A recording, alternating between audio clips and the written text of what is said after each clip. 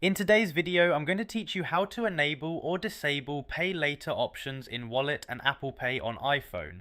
Alright, I'm on the iPhone home screen right now and we're going to change this setting through settings in the Wallet and Apple Pay menu. First, I'm going to open the settings app, the grey gear icon. If it's not on the page you're on, just swipe left or right until you spot it. Once you see settings, go ahead and tap it to open. Okay, now settings is open and we need to find Wallet and Apple Pay.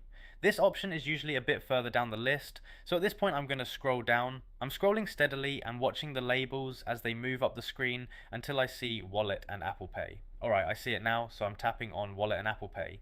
Now we're on the Wallet and Apple Pay screen. The next step is to scroll down a bit because the Pay Later option is lower on this page.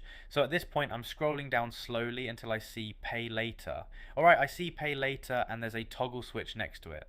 Now you can turn it on or off depending on what you want. If you want Pay Later options enabled, tap the toggle so it turns on and looks active.